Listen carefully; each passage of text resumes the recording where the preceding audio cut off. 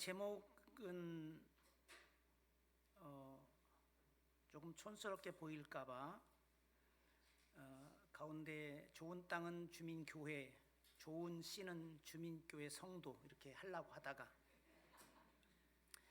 원래 그런 의미라는 것을 한번 생각해 볼 필요가 있습니다. 물론 뒤에 보면 알겠지만 좋은 땅은 세상이라고 표현되기도 하고 해서 네 종류의 땅 이야기는 천국의 비유입니다. 보통 씨 뿌리는 자의 비유라고 부르고, 씨를 뿌리고 거두는 것은 우리가 자연에서 보는 농사와 다를 바 없습니다. 네 종류의 땅에 대한 오늘 본문의 말씀은 앞쪽에 4절부터 8절에 대한 보충 설명이라 할 수 있습니다. 아예 복음이 들어가지 않는 완고하고 강팍한 사람들이 있는가 하면 처음에는 복음을 가볍게 받아서 즐겁고 신나게 성장하는 듯 웃자라는 듯 하다가 금방 지루해지는 듯한, 그리고 조금 더 깊이 들어가려다가 만난 유혹과 시련 등 이 성장의 장애물을 만나 끝내 이를 이겨내지 못하고 좌절되어 결실하지 못한 경우이고, 마지막에 우리가 옥토라고 부르는 좋은 비옥한 땅의 이야기입니다. 성공의 확률로 보면 4분의 1이고 25%입니다. 모든 씨뿌림이 결실을 성공을 보장하는 것은 아닙니다. 모든 꿈이 실현되고 모든 희망이 현실이 되는 것이 아니듯이 이 옥토는 뿌려진 씨가 잘 자라는 땅을 이야기합니다. 혹시 그런 땅이 따로 있을까요? 그것은 듣고 깨달음에 의하여 결정된다. 오늘 본문의 마지막 절이 말하고 있듯이 바울도 이렇게 표현하죠. 믿음은 들음에서 나고 들음은 그리스도의 말씀에서 비롯된다. 즉 믿음은 그리스도의 말씀이라고 하는 그 자양분, 그 씨에서 자라는 것. 복된 의인은 율법에 의해 좌우되는데 다시는 대로 시편 1편 모든 시에 마치 149냥의 객차를 끌고 가는 기관차 같은 시인 시편 1편 율법 찬양시가 말해주고 있듯이 이 복된 의로운 사람은 밤낮 그 말씀을 묵상하는 사람, 이 묵상한단 말은 이 중얼거린다는 뜻이죠. 다시는 대로 유대인들은 우리처럼 도서관에 쭉 있는 게 아니고 중얼중얼대면서 읽어갑니다. 그런 사람은 시냇가에 심겨진 나무로 비유되고 있죠. 거기서부터 물과 수분과 자양분을 충분히 얻는, 자기 안에 품은 생명의 씨앗을 잘 키우고 길러내는, 그래서 결실하는 땅, 자기 재능을 묵히고 썩히는 대신에 애써 노력하고 개발하고 그래서 발휘하는 사람처럼 우리는 생명의 씨앗을 보담은 땅으로 비유되고 있습니다. 바울의 표현을 빌리자면 보배를 담은 질그릇과 같고 성령을 모신 사당이며 걸어다니는 교회이며, 말하자면 우리는 우리 자신 안에 그리스도를 모신 이로 살고 있습니다. 그가 우리의 지혜와 힘입니다. 그런 영혼의 사람이 영혼을 가진 게 아니고 그 영혼이 곧 그 사람이다. 이게 구약성서 신학자 볼프의 이야기입니다. 그 사람의 마음이 결실하는 거죠. 다른 대로 열매라고 하는 것은 먼저 몸의 습관이 되고 그런 사람이 되는 것이죠. 다 아는 이야기지만 이런 말이 있죠. 마가렛 대처가 이야기했다는 이야기도 있고 찰스 리드의 이야기라는 말도 있는데, 생각을 조심해라. 그 생각이 말이 된다. 말을 조심하라. 말이 행동이 된다. 행동을 조심하라. 그 행동이 습관이 되고 습관을 조심하라. 습관이 성격이 되고 성격을 조심하라. 성격이 운명이 된다. 우리는 생각하는 대로 된다고 말합니다. 우리는 성령의 열매를 한번 생각해 보실까요? 갈라디아 5장 22절 23절에 이 9가지 열매, 사랑과 희락과 화평과 오래 참음과 자비와 양선, 충성과 온유와 절제. 이 성령의 은사, 이 은사가 뭘까요? 은사는 선물이고 그 선물은 씨앗입니다. 하나님은 완제품으로 복을 주시지 않습니다. 씨앗을, 꽃씨를 주시죠. 그것을 받아 그렇게 키우고 사는 사람, 물론 그 성령의 9가지 열매를 한 단어로 압축하면 사랑이죠. 첫 번째 나오는 이 9가지 성령의 열매는 사실 저는 3개씩 묶어서 표명하고 싶은데 3개씩 엮어서 감사, 아량, 복종 이란 말로 요약할 수 있습니다.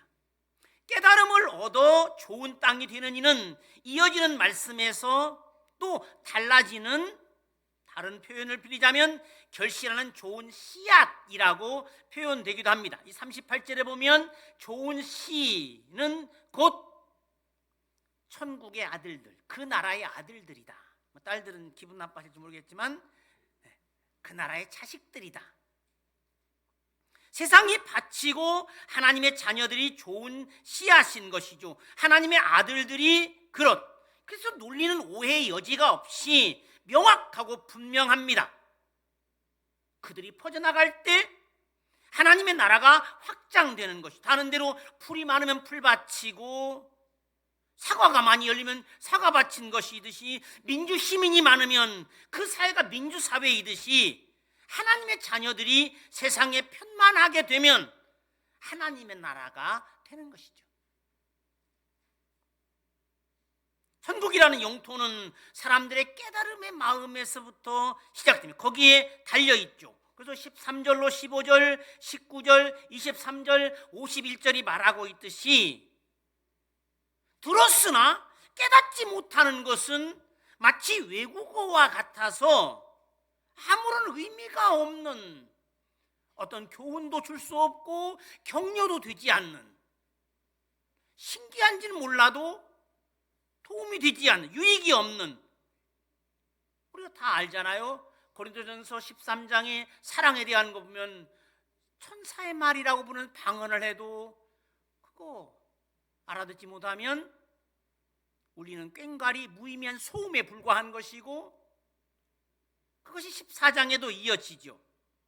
그 때문에 비유는 한편으로는 듣고 알도록 하지만 다른 한편으로는 그것이 드러날 때까지 감추어져 있기 위한 언어, 말하자면 알아차리지 못하는 사람에게는 마치 암호처럼 낯놓고 기억자도 모르는, 어느 순간 아니 그런 일이 있었어? 왜 그때 못 알아들었지? 모든 게 드러날 그때까지 감춰두는 기능을 한다는, 깨달음이 뭘까요? 듣는 말씀에 대하여 마음이 열려 있는 것을 말합니다.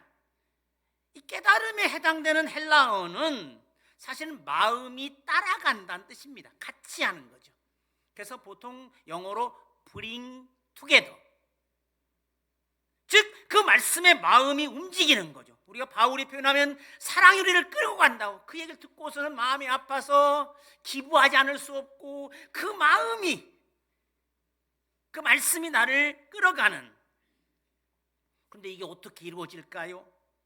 예수께서 말씀하시죠. 그때에 예수께서 대답하여 이르시되 천지의 주지이신 아버지여, 이것을 지혜롭고 슬기 있는 자들에게는 숨기시고 어린 아이들에게는 나타내심을 감사하나이다. 바울에게도 마찬가지였습니다. 구원을 얻는 사람들에게는 하나님의 지혜와 능력이 되는 그것이 늘 표적을 구하는 유대인들에게는 걸림돌에 불과했고, 모순 없는 합리적 지혜를 찾았던 헬라인들에게는 언어 도단이었던, 십자가가 구원의 길이라고 하는 그것만큼 모순된 일이 어디 있습니까? 한 죄수의 죽음에서 구원을 볼 수 있다는 게 말이 됩니까? 때문에 이사야 53장이 말하듯이 우리가 전한 것을 누가 믿었겠어요? 우리 자신도 믿기 어려운 그것을. 그러므로 정말로 지혜로우려면 어리석은 자가 되라. 바울은 고린도전서 3장 18절에서 이야기합니다. 믿음은 그것을 보는 눈이고 그렇게 살게 하는 심, 하늘의 소리를 들을 수 있도록 열린 귀, 하나님의 신비를 볼 수 있을 만큼 크게 떠진 눈과 같은 것. 여러분, 하늘의 소리를 들으세요. 예수님께 세례받을 때 나왔던 것처럼 너는 내 사랑하는 아들이야. 내가 너에 대하여 호의를 가지고 있어. 하늘이 긍정해 주는 소리.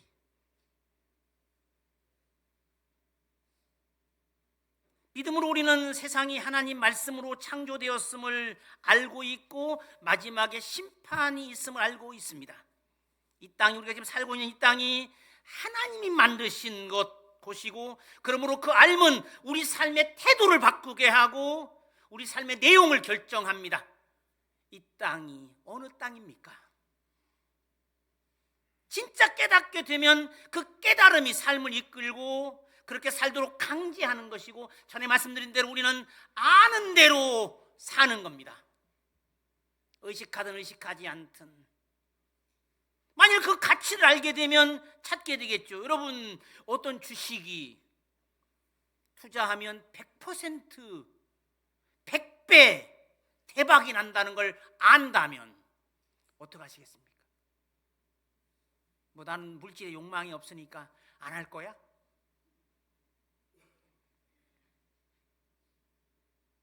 실제로 어리석음이란 자기의 지혜가 자기 발목을 잡는 경우입니다. 제 똑똑함이 차단막이 되어 그것 때문에 들어오지 않는, 내가 아는데 그거 별거 아닌데 그거 아닌데, 그래서 실패자의 대부분은 자기 똑똑함에 걸려 넘어지고 제 꾀에 빠지는 겁니다.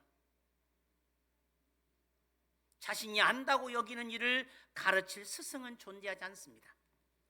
잠언 28장 12절은 이러죠. 네가 스스로 지혜롭게 여기는 자를 보느냐?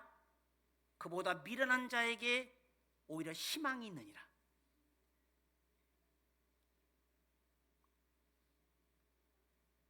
말하자면 마음의 완악함 때문입니다.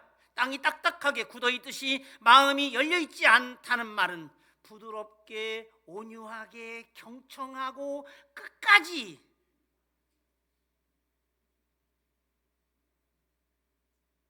들어보지도 않고 자기 것을 고수하는 완고함이죠. 보통 다 누가 조금 이야기하면 벌써 나 알아, 그거. 듣기 어렵습니다. 아, 그거 아니야 라고 말하기 시작합니다. 그것이 바로 성서가 말하는 어리석음의 특징입니다. 깨달음이란 딱딱한 땅과 반대되는 그런 딱딱한 땅처럼 굳어진 사고방식, 굳어진 마음처럼. 여러분, 다들 마음은 우리가 생각하는 이게 마음이라고 생각하지만 성서가 말하는 마음은 이거입니다. 이성, 생각, 의지의 기관이 마음입니다. 말하자면 그런 굳어진 사고방식처럼 닫혀있는 상태로 새로운 것을 받아들일 수 있는 창조적이고 유연한 사유의 능력이 마비돼 버린 것.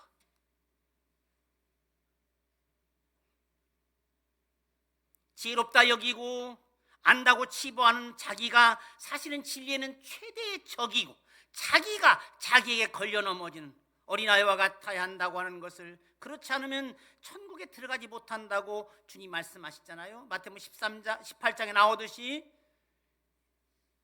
우리는 어른이 되어가죠. 요 사춘기라는 강을 건너서, 전에도 한번 말씀드렸지만 아이가 거짓말을 하기 시작하면 파티를 해줘라. 이제 지 살 길을 찾아갈 줄 알고 세상이 어떤지를 발견하고 갔다가 돌아올 수 있을까요? 자기 지식을 내던지고 자기가 배운 경험의 가치를 내려놓을 수 있을까요? 다시 어린아이처럼 갈 수 있을까? 실천 신학자들에 의하면 사실 설교를 들으려고 앉아있는 교인들도, 여러분도 사실은 듣지 않으려는 반향 감정의 지배를 받는다 합니다. 평가자의 자리에 앉아 있는 것이고 판단하려는 태도를 갖고 있죠. 이건 아닌데. 그런데 그리스도라고 하는 참 생명의 씨앗을 자신 안에 담고 있는 사람은 다릅니다. 그에게서 참 스승을 찾았고 진짜 길을 발견했고 목숨 바쳐 따라도 아깝지 않을 주님을 만난 사람들, 이미 말한 바와 같이 바로 그 하나님 가족의 맏아들 예수를 따르는, 즉 그의 영에 붙잡혀 사는 하나님의 자식들이 많아야 합니다. 히브리어로 이를 이스르엘이라고 합니다. 이스라엘은 그런 뜻인데 명사로 이야기하면 하나님의 씨앗, 하나님의 종자 란 뜻이고, 동사로 하면 하나님께서 뿌리셨다, 심으셨다는 뜻입니다. 땅에 사는 우리는 하나님의 자식들입니다. 전에도 말씀드렸지만 여러분 정말 하나님의 아들이라고 생각하십니까? 하나님의 딸?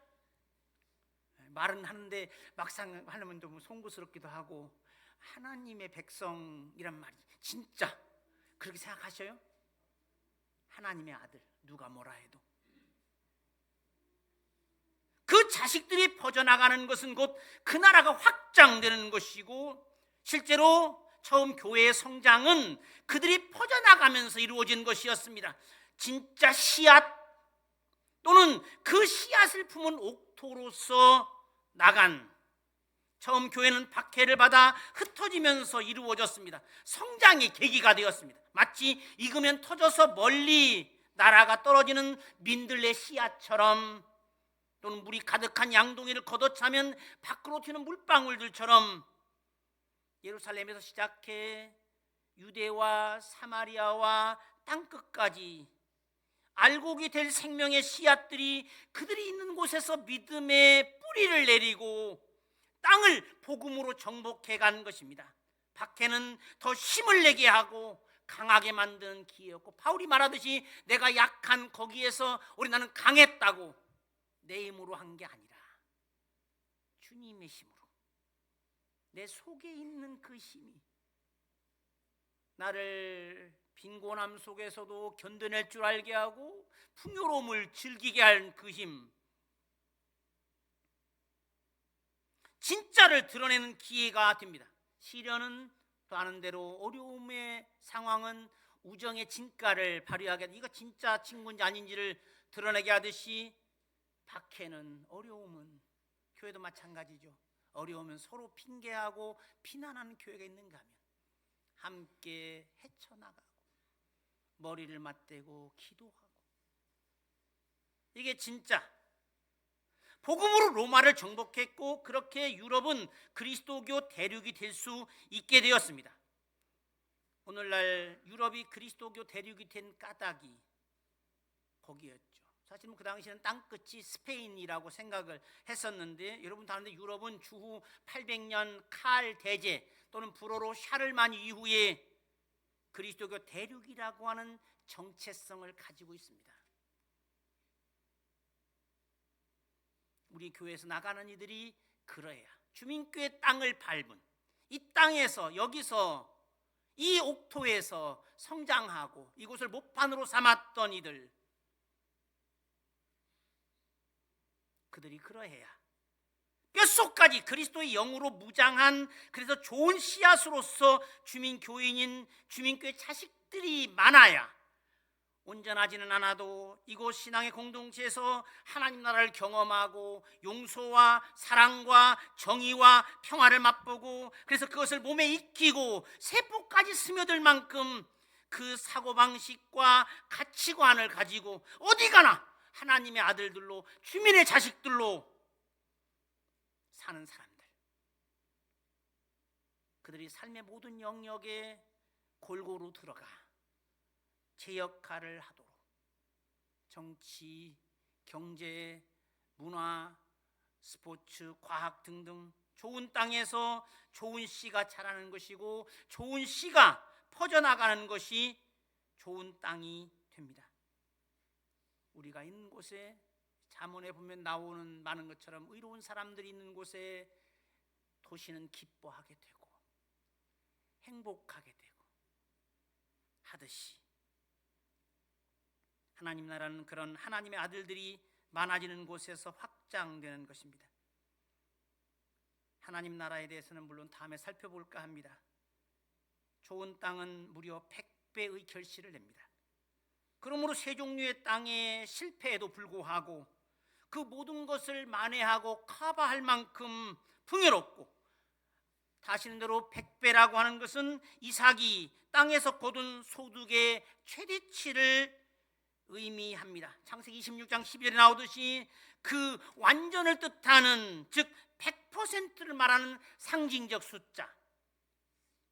이미 말한 대로 땅의 종류로 보면 4분의 1, 25%밖에 되지 않지만 그 땅에서 거둔 소출이 대박이라고 할 만큼 큰 성공을 거둔 것은 모든 걸 상쇄할 만큼, 예수님도 말씀하셨습니다. 있는 자는 받아 더 풍족하게 되고 없는 자는 그 있는 것까지도 빼앗기리라. 오늘 본문이 등장하는 비유의 12절에도 그리고 달란트의 비유의 마지막 부분에도 나옵니다. 우리가 보기에 돈 놓고 돈 먹는 자본주의 법칙을 옹호하는 것 같이 보이고, 그래서 폴 틸리시라고 하는 신학자는 이 구절에 가장 불만을 가졌다고 알려져 있습니다. 오히려 있는 이에게서 받아서 없는 자에게 나눠줘야 되는 거 아니냐. 잔인하게 보이는 이것이 사실은 생명의 법칙입니다. 하나님의 선하심이 가진 특징. 마태복음 20장에 보면 소위 포도원 주인이 사람들을 고용하는 이야기가 나오죠. 아침 6시부터 저녁 6시까지 쭉, 그리고 마지막 오후 5시에 온 사람에게도 하루 품삯 1데나리온을 주자. 여기 나옵니다. 제11시 오후 5시에 온 사람들도 와서 1데나리온씩 받거늘 먼저 온 자들이 와서 더 받을 줄 알았더니 그들도 1데나리온씩 받은지라. 받은 후 집주인을 원망하이르되 나중 온 이 사람들은 1시간밖에 일하지 아니하였거늘 그들을 종일 수고하며 더위를 견딘 우리와 같게 하였나이다. 주인이 그 중에 한 사람에게 대답하이르되 친구여, 내가 네게 잘못한 것이 없노라. 내가 나와 1데나리온의 약속을 하지 않았느냐. 네 것이나 가지고 가라. 나중에 온 이 사람에게 너와 같이 주는 것은 내 뜻이니라. 내 것을 가지고 내 뜻대로 할 것이 아니냐. 내가 선함으로 네가 악하게 보느냐.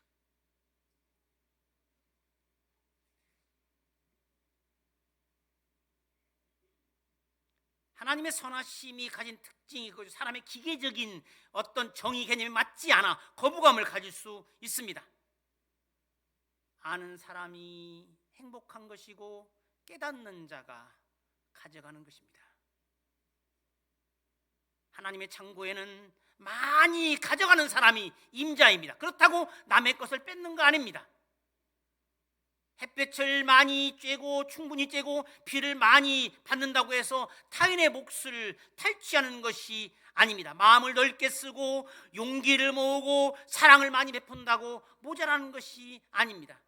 보통 우리는 한정된 재화를 분배하는 그 일에 경도되어 마치 피자를 n분의 1로 나누듯 하는 사고에 젖어 있어서 누군가가 많이 가져가면 다른 사람은 적게 가져가리라고 생각합니다. 하늘로부터 비가 내리면 땅은 흡족해하며 식물을 100배나 냅니다. 제가 독일에 살 때 섬기던 교회 뒷동산이 엄청나게 많은 밤나무들이 있었는데 한국 사람들은 한번 싹 지나가면 싹쓸이를 합니다. 우리나라하고 비슷한 데가 터키인데요. 길가에도 체리가 있는데 올라가 따는 사람은 터키 사람 아니면 한국 사람입니다. 남들은 떨어진 걸 좀 손에 닿는 정도로 먹는데 한국 사람 지나 한국에 가서 교회가 가서 야외 예배 드리고 싹 또 주워가요. 그런데 끄트머리있게 거기 동네 마지막 부분에 살았는데 참으로 신기한 것은 사람이 지나가면 뒤에 후루룩 떨어집니다. 야, 이게 하나님 진짜 놀랍다. 사람이 싹 쓸어갈 수 있는 게 아니구나 하는 걸 깨닫게 됩니다. 하늘로부터 비가 내리면 땅은 흡족해 하며 자신을 열어 딱딱한 땅과 같은 땅은 부드럽게 되며 거기서 풍족한 식물을 내고 자신의 기능인 식량을 내는 일을 열심히 합니다. 하나님의 은혜와 성령의 충만함을 받으면 사람은 건설적이고 생산적이 되고 바울도 말하죠. 많이 심은 이가 많이 거두고. 헬라 원문은 복입니다. 복을 심은 사람이 복을 거두고 영적인 것을 심은 사람은 영적인 것을 거둔다. 줄수록 받고 베풀수록 없는 법칙을 우리가 지난번 살펴봤죠. 콩 심은 데 콩이 나고 사과나무에서 사과가 열리듯 신앙의 원리도 마찬가지입니다. 선한 일을 행한 자는 생명의 부활로, 악한 일을 행한 자는 심판의 부활로 나오리라. 우리가 매번 성공하는 것은 아니지만 분명한 깨달음과 거기에 열심을 다하면 많은 열매를 거두게 됩니다. 바른 방향과 함께 열심 없이 되는 일은 없습니다. 그래서 우리가 지난 부활절에 영생에 이르는 길을 두 가지로 요약했습니다. 하나는 겸손히, 다른 하나는 열심히. 다름 아닌 예수 그리스도의 뒤를 따라 올곧게 바르게, 퀴테가 말한 것처럼 중요한 것은 속도가 아니라 방향이다 라고 한 말로 해당되고, 그의 뒤를, 그 바른 길을 죽어라고 쫓아가야 우리에겐 예수께서 참 생명의 길입니다. 아버지께로 가는 유일한 길, 구원의 길, 우리 가족의, 하나님의 가족인 우리 집안에 맏아들인 그분. 우리 공동체는 진지한 토론과 정성 어린 기도 가운데 함께 추구하는 목표를 정했습니다. 이젠 그렇게 살아야 합니다. 시편의 한 구절을 인용함으로써 마치려 합니다. 눈물을 흘리며 씨를 뿌리는 자는 기쁨으로 거두리로다. 울며 씨를 뿌리러 나가는 자는 반드시 기쁨으로 그 곡식단을 가지고 돌아오리로다. 하나님 아버지 감사합니다. 우리로 하여금 하늘의 뜻을 깨닫게 하여 주시고 주님의 삶을 통하여 그 복종의 예를 보게 하여 주시옵소서.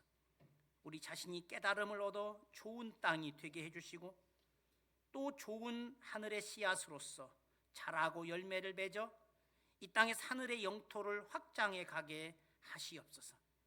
우리가 있는 곳에 하늘 아버지가 드러나는 자녀가 되게 해주시고 우리의 존재와 삶이 그리스도의 향기로 그리고 그리스도의 편지로 기능하게 해주시옵소서. 예수 그리스도의 이름으로 기도하옵나이다. 아멘.